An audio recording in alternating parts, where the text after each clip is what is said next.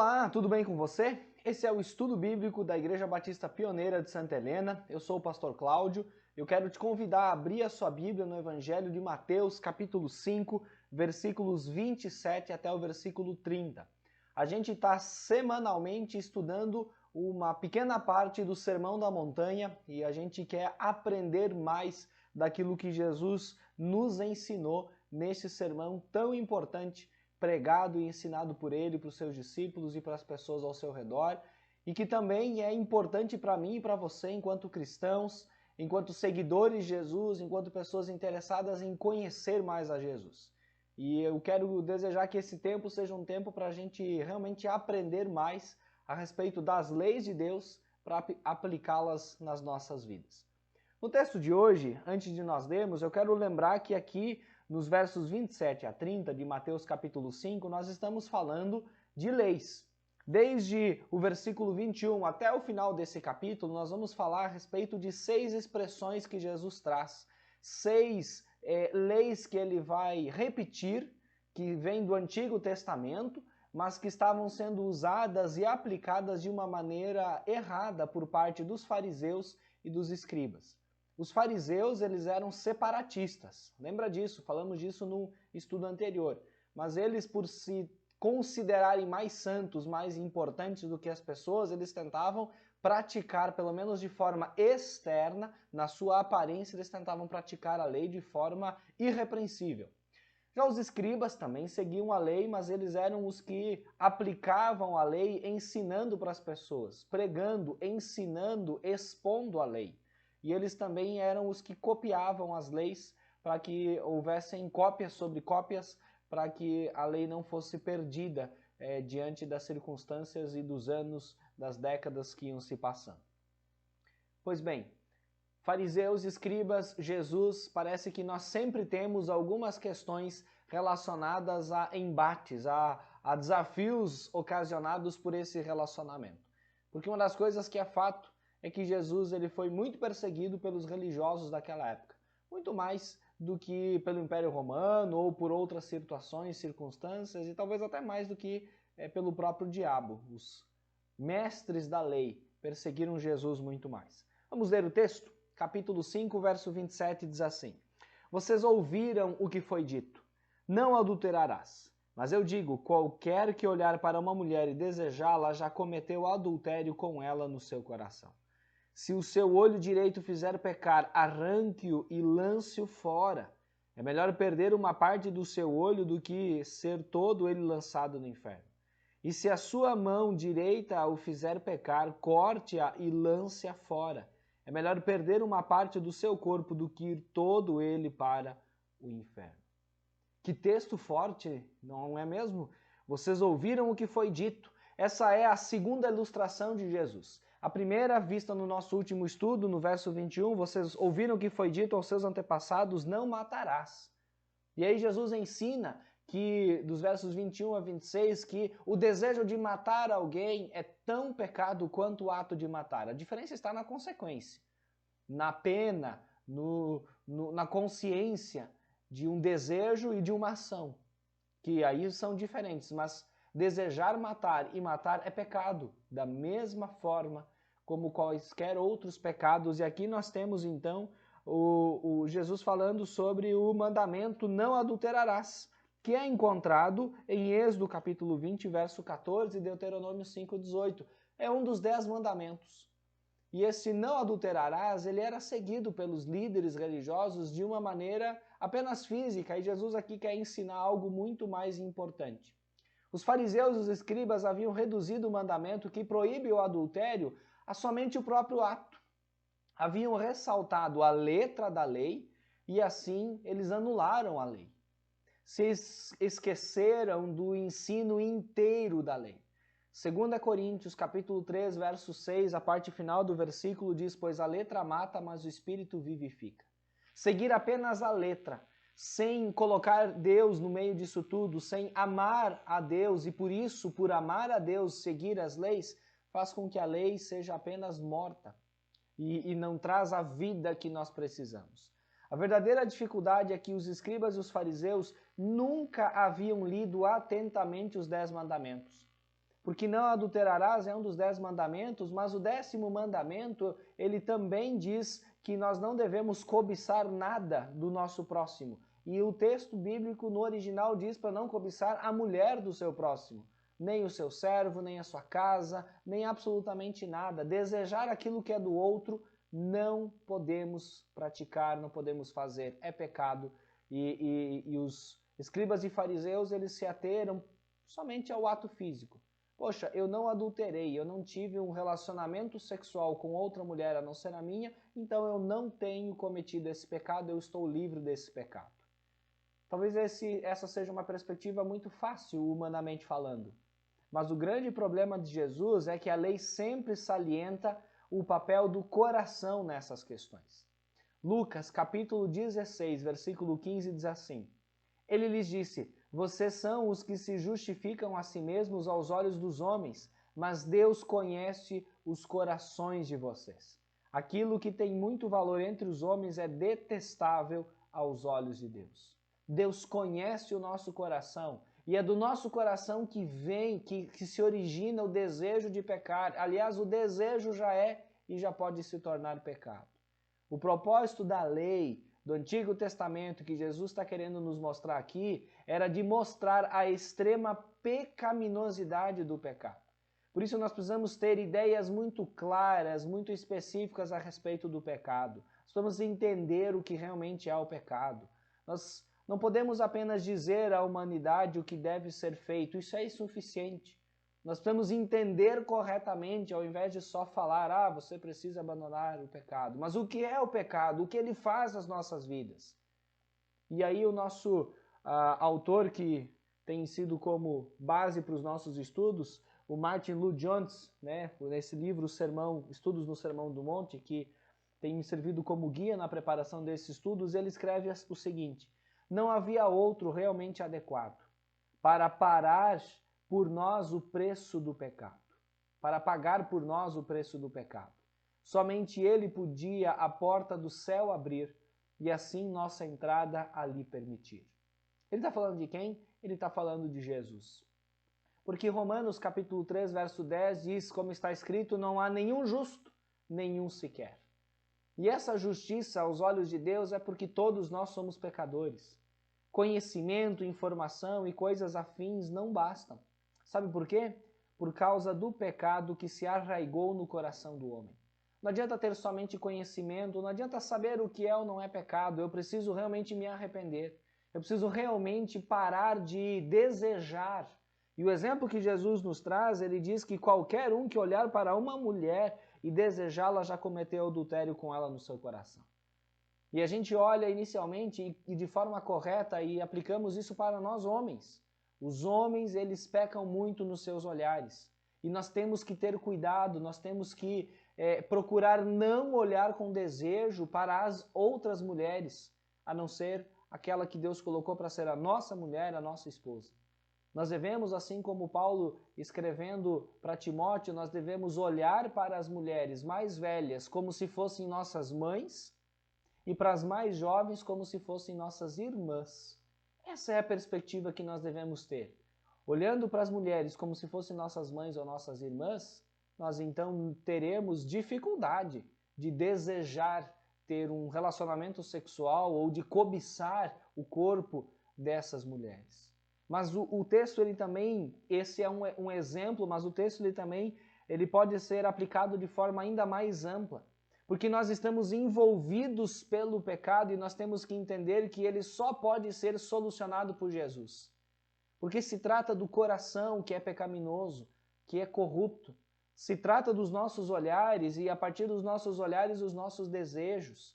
Aquilo que nós vemos, aquilo que nós cobiçamos, aquilo que nós queremos. Devemos ter muito cuidado. Devemos vigiar e orar como o próprio Jesus nos ensina. Nós devemos ficar atentos para não cairmos em condenação e em pecado. Mas um evangelho que só diz venha a Jesus, oferecendo Jesus apenas como um amigo, oferecendo uma nova vida, sem o antecedente da convicção de pecado, não é o evangelho do Novo Testamento.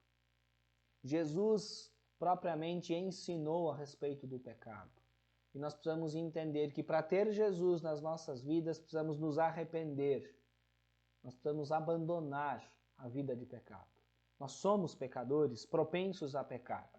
Lembremos que nós estamos diante da santidade de Deus e o pecado, além de abominado por Deus, ele leva os homens ao inferno. Esta é uma realidade que nós precisamos lembrar. Assim, a evangelização de uma pessoa, ela deve começar com o entendimento da santidade de Deus. Deus é santo e por ser santo ele é separado do pecado. Em Deus não há pecado. Nós temos que entender a santidade de Deus, entender a pecaminosidade do homem, porque nós somos todos pecadores. Nós temos que entender que a lei exige que nós sejamos íntegros, perfeitos diante de Deus. Nós temos que entender que existe uma punição determinada pela lei, que é a morte. E, finalmente, nós temos que entender que, pelas eternas consequências do mal e a prática da injustiça, nós vamos morrer eternamente caso não tenhamos Jesus como Senhor e Salvador, compreendendo clara e objetivamente o que é o pecado. E precisamos matá-lo diariamente. A pessoa que é levada a perceber a sua própria culpa, dessa maneira, ela pode então recorrer a Cristo, para dele receber o livramento e a redenção tão necessários, tão importantes na sua vida. Nós devemos amar a Deus e não somente crer em certas verdades acerca dele. Nós não devemos ter parcialidades com relação a Deus, mas devemos entender que tudo o que vem de Deus deve ser visto, aplicado, vivido. Devemos amar a Deus intencionalmente e corretamente, assim por diante. Porque o que Jesus diz, vocês ouviram o que foi dito, porque isto era algo vivido pelas pessoas, algo conhecido por elas.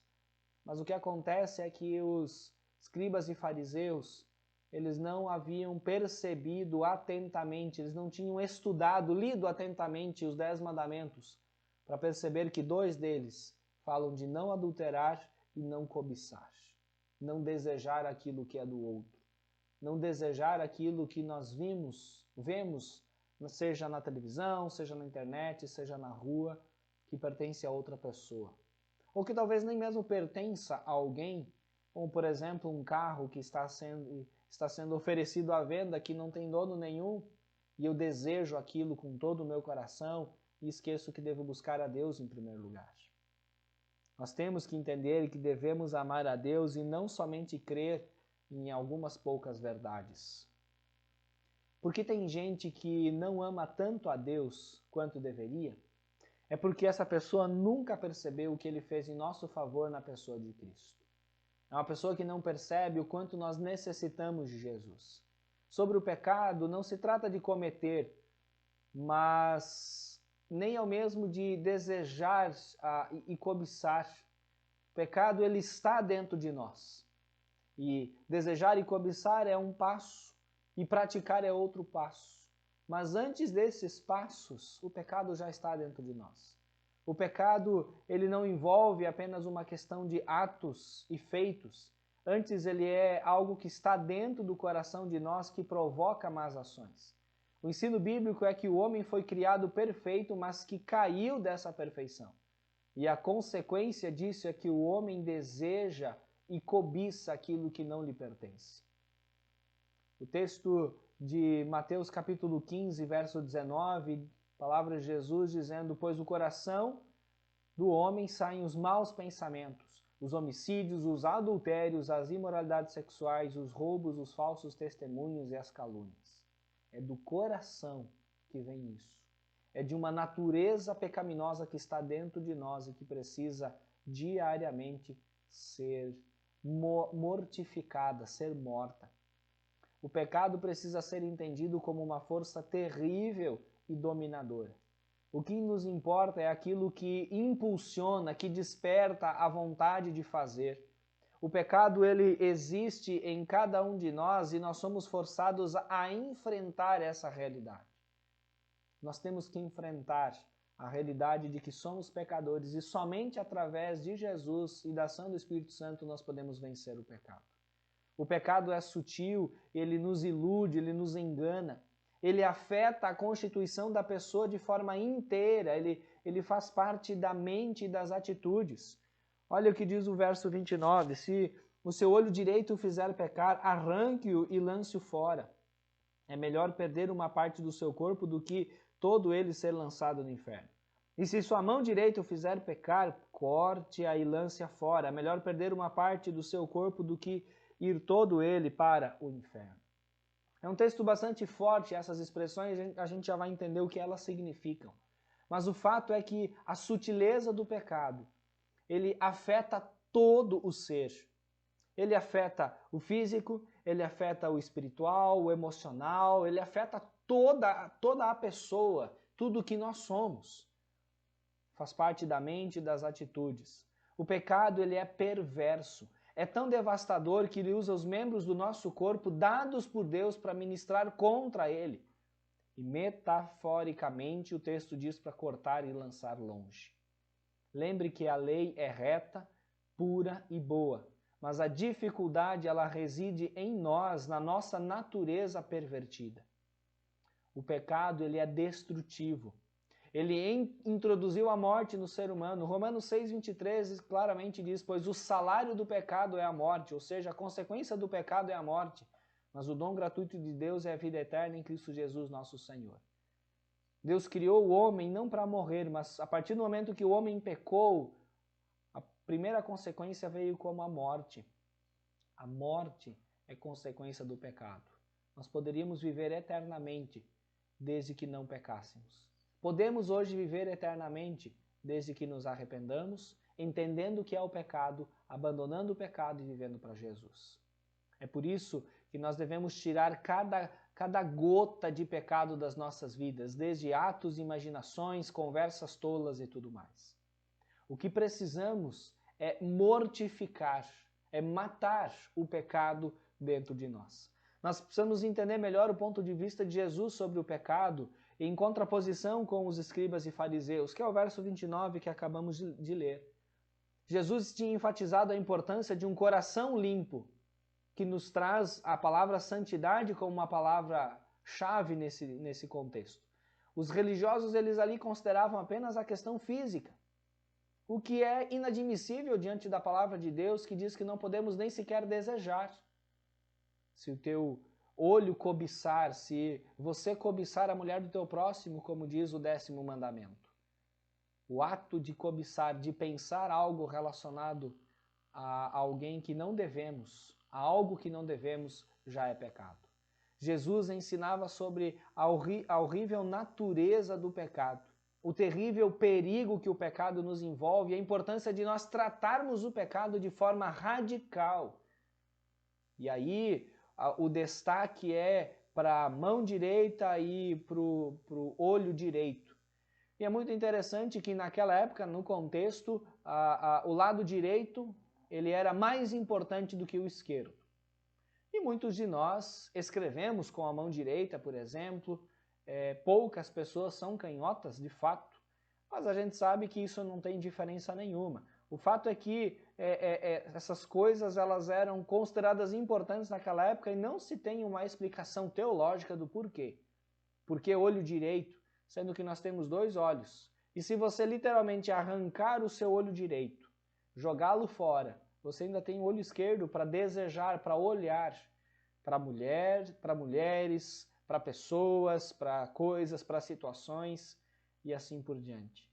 O fato é que arrancar literalmente não é o fato, mas nessa metáfora que Jesus nos traz, nós precisamos sim exterminar o pecado, lutar contra ele diariamente. A questão é como cuidar do problema do pecado. Não se trata da mera questão da prática de determinados atos físicos, mas principalmente da poluição que está dentro dos nossos corações. O nosso coração está poluído por causa do pecado.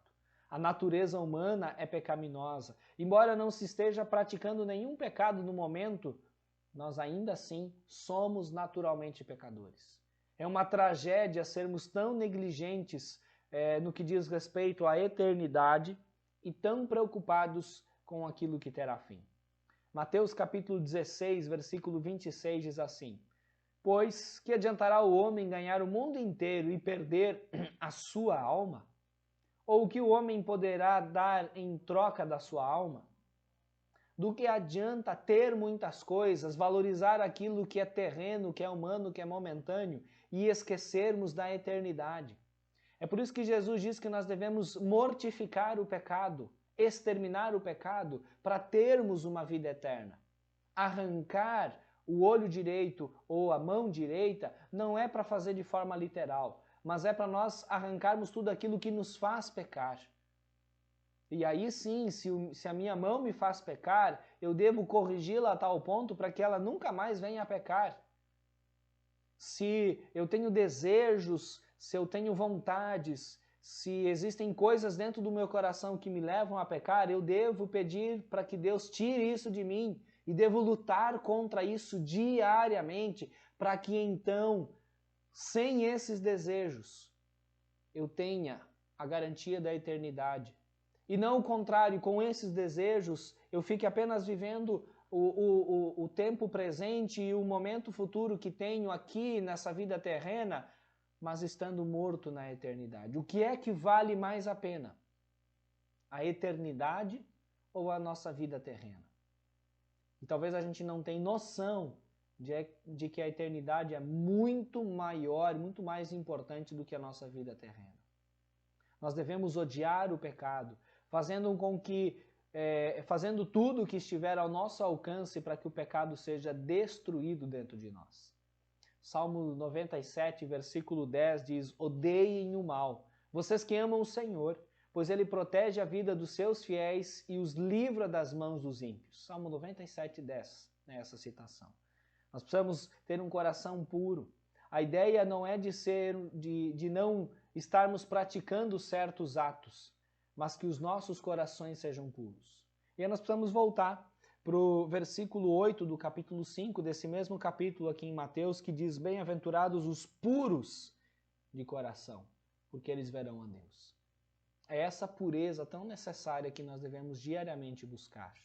A nossa ambição, o nosso desejo sempre deveria ser de possuirmos um coração que desconhece a amargura, que desconhece a inveja, que desconhece o ciúme, o ódio e que, pelo contrário, ele sempre tem o amor de Cristo presente na sua vida. Uma compreensão de que deve amar a Deus acima de todas as coisas e o seu próximo como a si mesmo. Assim, nós percebemos que devemos mortificar o pecado. Quero ler algumas passagens bíblicas, alguns versículos. A primeira delas é Romanos capítulo 8, versículo 13, que diz assim: pois se vocês viverem de acordo com a carne, morrerão. Mas se pelo Espírito fazerem morrer os atos do corpo, viverão. Romanos capítulo 8, verso 13.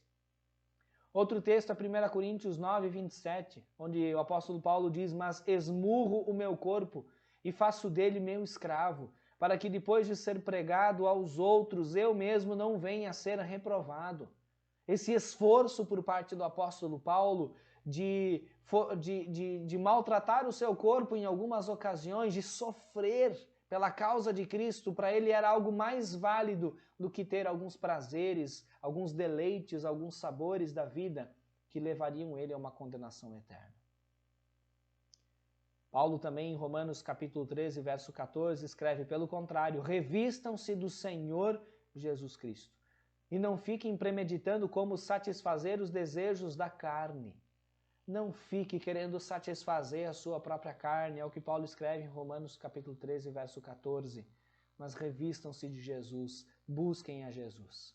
E Colossenses capítulo 3, verso 5, Paulo também escreve ali aos Colossenses dizendo: assim façam morrer tudo o que pertence à natureza terrena de vocês. Imoralidade sexual, impureza, paixão, desejos maus e a ganância, que é a idolatria. Colossenses capítulo 3, versículo 5. Olhando para tudo isso, nós percebemos que nós nunca devemos nutrir, alimentar a nossa carne. Nós não devemos alimentar a chama do pecado que está dentro de nós e fazer o possível para que ela fique o máximo possível de proximidade de estar apagada. Nós não devemos olhar para aquilo que nos leva a pecar. Livros, revistas, televisão, pessoas ao nosso redor. Tanto para homens como para mulheres. Porque o texto ele é inicialmente para os homens, mas ele também se aplica para homens e para mulheres. Porque tudo aquilo que nos leva a ter desejos pecaminosos deve ser exterminado. Evitar palavras vãs. Nós precisamos evitar tudo o que serve de obstáculo à nossa santidade. 1 Tessalonicenses capítulo 5, verso 22 diz: afastem-se de toda forma de mal. Tudo aquilo que é mal a gente deve se afastar. A verdadeira santidade sempre visa agradar a Deus, glorificando e contribuindo para a glória de Cristo. E é por isso que devemos vigiar e orar. Efésios capítulo 1, verso 4, porque Deus nos escolheu nele antes da criação do mundo para sermos santos e irrepreensíveis na sua presença. Na glória celestial nós devemos nos preparar para sermos lá santos e irrepreensíveis, mas também aqui. E irrepreensível é não tendo pecados ocultos dentro do nosso coração, que só nós sabemos e somente Deus sabe. Talvez coisas escondidas, porque aqui o texto fala dos olhares, ele fala dos desejos, que são pecaminosos e devemos cuidar. Filipenses 2,13, o texto diz, palavras de Paulo, do apóstolo Paulo também, pois Deus é quem efetua em vocês tanto o querer quanto o realizar de acordo com a boa vontade dele.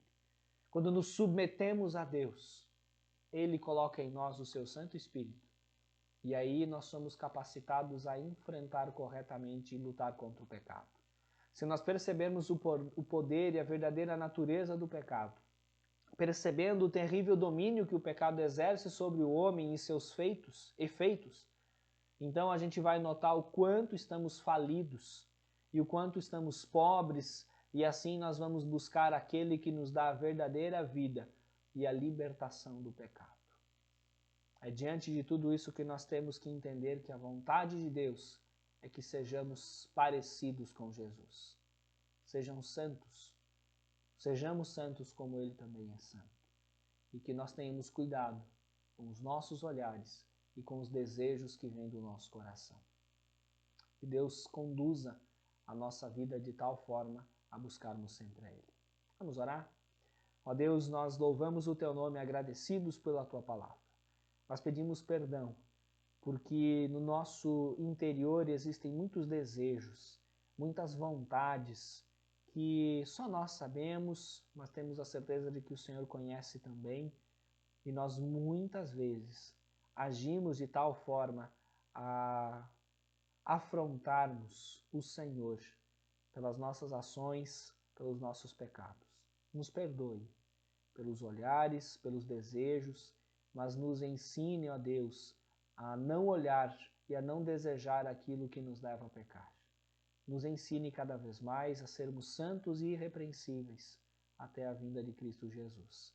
É o nosso desejo, a nossa oração em nome de Jesus. Amém e amém. Meu querido, minha querida, que Deus te abençoe, principalmente no desafio de lutarmos contra o pecado, entendendo que ele é mau e entendendo que devemos exterminá-lo das nossas vidas e lutar contra ele todos os dias. Que Deus nos capacite e nos abençoe. Um forte abraço e até o nosso próximo estudo.